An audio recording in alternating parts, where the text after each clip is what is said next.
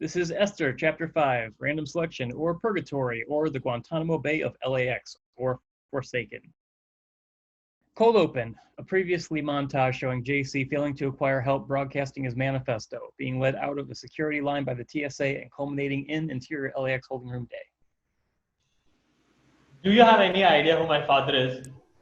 The door to the windowless holding room opens. Hello, son. Let's have a chat. JC is a bit stunned. There is a possible look of recognition. Joby steps forward and takes a seat. Is it really? Yeah, kid. And high time. JC tries to process what is happening. This is a big moment.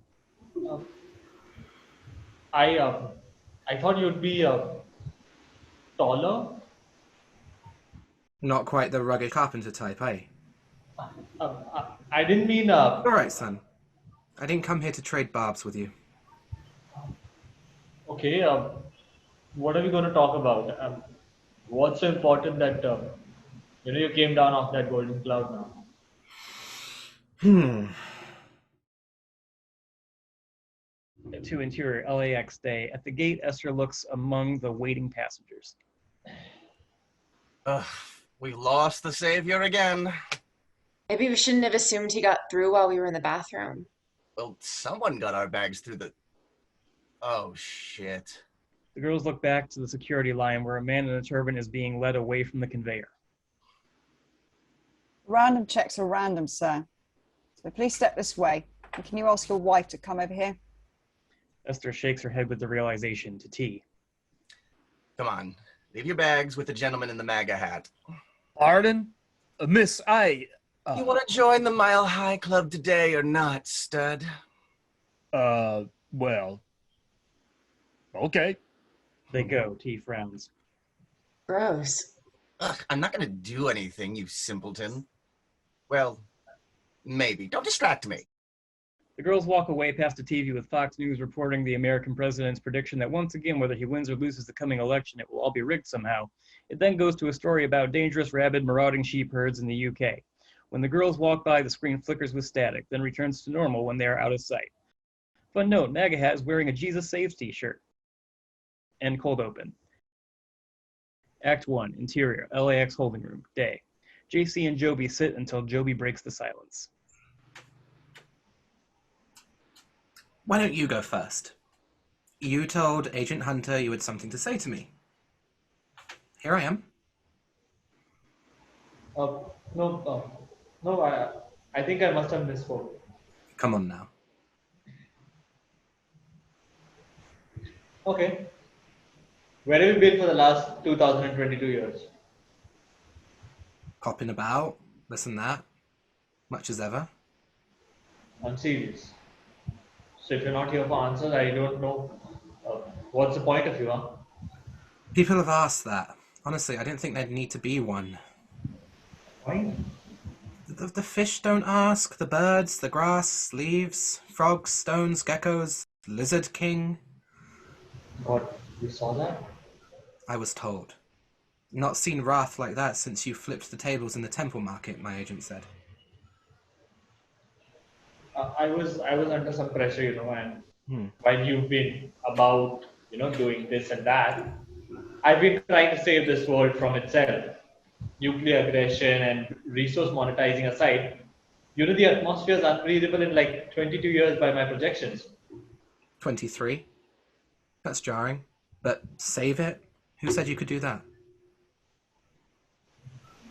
My mother, for one. Ah, that'll do it. The young ones are always idealists. She was 13. What were you thinking? Or has my anger been misplaced to the millennium? You got me. She was in trouble. And when you've been around from the dawn of time, you can tell someone's going to be important. I may have sent an emissary to tell a little fib. The girl was unmarried still, in a barbaric age. She would have gone barking mad from the chastising at best. And you're forgetting, maybe, since you've spent the century cavorting with progressive moralists, the child bride stuff went down easier when people generally died by 40. Joseph was my father. Wasn't he anyway? Alright, if I can steer a moment, I've come to make a request, is all. Okay. You've been here for 2 millennia, good son. Your words, your acts, if people are capable of saving themselves, let them.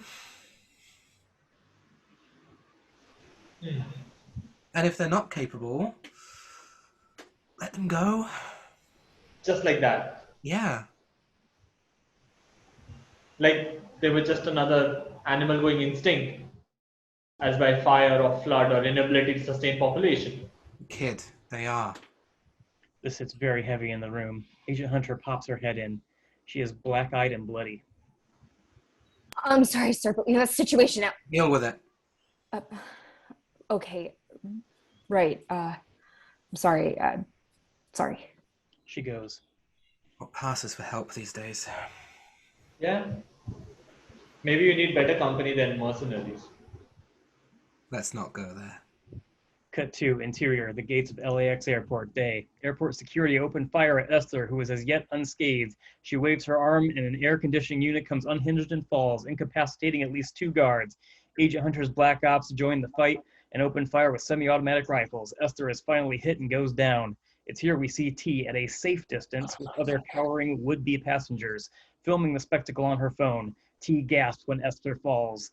Esther's eyes open, and she sits up, apparently fine and unpierced, as by some magic. Oh, y'all fucked up now, darlings. The Reaper seems to have taken a side. A flick of her wrist. A 747 crashes through the glass and makes rubble of the gate walls. Ceilings collapse in places. Turbines whir on fire. Screams abound. Ops agents flee. T is the only one who moves to get closer to the action, her face tight and terrified but enthralled, as if on a roller coaster. At the sound of Agent Hunter's voice, T turns the phone to film her. Hey. The sprinklers kick on, and Agent Hunter seems to get soaked immediately, while T is in a relatively splash-free area. Esther dons her scarf and some gloves from her clutch to Agent Hunter. Hey, what's up? Can I switch sides? T turns to Esther for comment.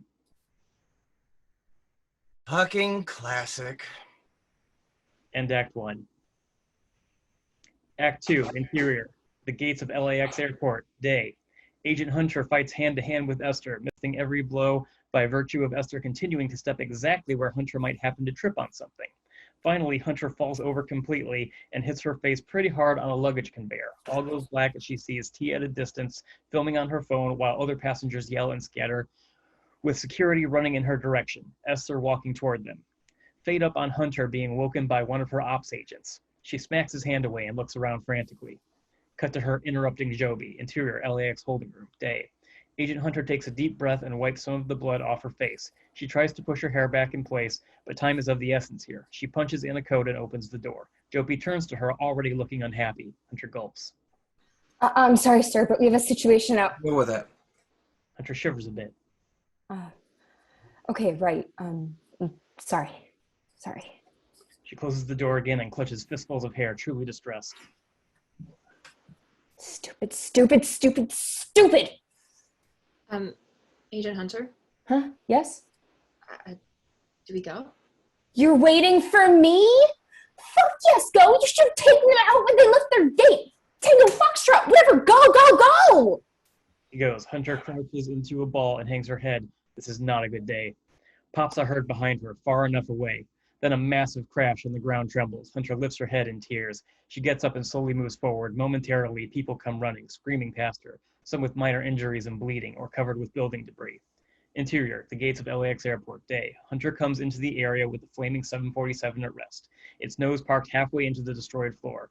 Emergency airport staff begin to approach as the door opens and an inflatable slide rolls out. Passengers begin to come off the plane. Hunter looks to see T not far from her, filming on her phone still. Not far away, Esther is seen standing and dusting herself off. Hunter's lip quivers. She tries to make a sound but can't find words. She tries again. Hey. The sprinklers kick on and Agent Hunter seems to get soaked immediately, while T is in a relatively splash-free area. Esther dons her scarf and some gloves from her clutch. T to Agent Hunter. Hey, what's up? Can I switch sides? T turns to Esther but keeps filming. Esther seems to consider, looking at Hunter like a pathetic rain-soaked puppy. She finds some sympathy in her. She sighs. Fucking classic. Cut 2, interior, LAX airport bathroom, day. T helps Hunter dry her clothes on the air dryers with signs reading COVID-19 restriction, do not use above them. Thank you. Sure. They work. Hunter, feeling especially vulnerable in Spanx and sports bra, seems satisfied with the dryness of her shirt and puts it on, then continues to wring out her suit jacket while her pants keep drying. Can I just ask, like, what happened? Hunter gathers her thoughts for a moment. I was made redundant. Huh? I had a job for a long time. I got fired. Oh, that sucks. It does suck. What were you, like, CIA? Did you have to change your name because they were trying to kill you? You did, didn't you? Hunter is so cool. What's your first name? Wait, don't tell me. Not if you have to kill me. Is it Fox? Oh my god, are you Box Hunter? Because that's the name I would pick if I were a CIA. My name doesn't matter. I had a gig for a long time and I've had some trouble adjusting, okay? Bad breakup, and if you must know, the Soldier of Fortune thing is kind of new. I mean, I guess I always worked for someone. Oh. Well, don't look so disappointed. Oh, no, I'm... And I was still basically like a god. Okay. You don't have to bite my head off. Sorry, I'm a little emotional. Do you need a tampon? That's not why. My career opportunities completely imploded, okay? And it's basically your fault. You and your... No. Look. Yeah, I need one. Do you need change? I have change. I got it. Okay. End Act 2. Act 3. Interior, the gates of LAX airport, day. Esther approaches the holding room. Op agents ready themselves and fire on her, but all their guns jam without her doing anything and backfire, injuring, knocking down, or otherwise incapacitating each one. Free of further roadblocks, Esther follows some signs and finds the door. She punches in a code and the mechanism sparks and grumbles, then smokes and dies. Esther turns the handle and opens the door into a room empty but for a misty-eyed JC. Interior, LAX holding room, day. I'd guess we have about 4 minutes before this place is swarming with LA's finest. Yeah. Esther ignores his wet face. They go. Interior, the gates of LAX airport, day. Esther, JC, Hunter, and T make their way to the nearest exit, where everyone is bottlenecked trying to leave as sirens sound all around them. Esther approaches MAGA Hat, sitting and holding his heaving chest next to their luggage. Stud, you kept your word. Yeah. Hey, might have to catch you next time you're in town. Oh, thank you, love. And I'll give you this for your service. In 6 years, you're gonna figure out you just like the cut military type. Make the gold room your go-to watering hole now, and you'll get there in 3. Ciao, Bella. The quartet move, Hunter hauling Esther's enormous luggage. MAGA Hat twists up his eyebrows and nods to himself as in a trance. Gold room.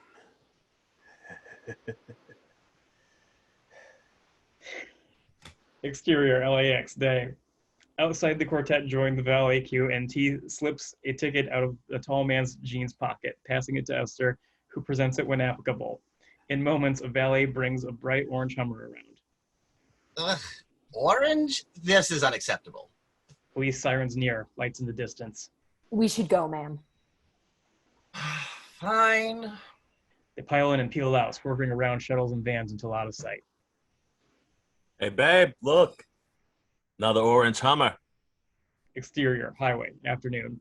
The quartet drive, Hunter at the wheel. Esther files her nails. JC sits in some state of shock or deep contemplation. Somehow, T is asleep. She rouses, seeming to slowly grasp where she is. Where are we going? North? Presently south, ma'am. Oh, okay. She files. Shouldn't we have, I don't know, a plan? Because that worked so great so far? Silence. T digs for her phone. She pulls up Instagram. I had one idea. And I just bet you're compelled to share it. Well, it's just this is Angela T. She's an influencer. She's got like a bazillion followers and well she lives here. It's kind of dumb. I mean, I get into her unboxing videos and stuff, but like I'm not into that thing. It's just like well she's kind of religious and stuff, so I thought, The group seems curious but say nothing yet. never mind. JC breaks his silence. Say, T smiles. Has she had a good idea? Well, you were after some kind of techno internet Angelina Jolie and hackers thing that turned out to not exist to spread your essay or whatever to like the whole world, right? You get Angela Thierry or someone else on her level, Billie Eilish maybe if she was religious. Well, this is like that. You don't need any other hack. You need an influencer. And like honestly, maybe this is just the one.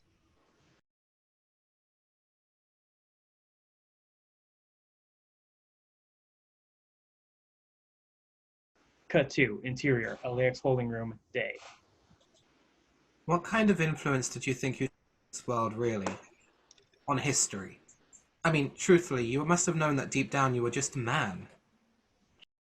JC, under the unkind fluorescent lights of what is really an interrogation room, looks down ashamed. why did you put me on this earth if I couldn't change anything? Mate, I didn't. JC looks up with tears in his eyes. The Reaper might have taken pity on you, but you're not a savior. You're just another well-meaning fuck-up. There's enough going on without you or your tribes of trouble making friends and your narcissistic idealized bullshit that inevitably gets people killed by the boatloads. I know you're not a bad guy, but what you are is what you do, son. And you've been reckless. From the Gospels to the current plague, all you've really done is rile people up and become their excuse for doing whatever they were going to do anyway, or worse. Take a few days. Then, that's it, friend. You've had more than your time, just go away. Joey leaves JC practically catatonic with feelings we can't begin to imagine. The door closes with a snap. JC sits silently. Shortly, the doorknob fizzles and smokes a bit, then opens. Esther is there. I guess we have about 4 minutes before this place is swarming with LA's finest. JC sits another moment. Yeah. They go, and we sit for a beat in the empty room. The camera pulls back so we see the 2 empty chairs on either side of the table. The fluorescent lights above flicker and die, cutting us to black as Nick Caves Into My Arms plays us out. End of episode. Well done.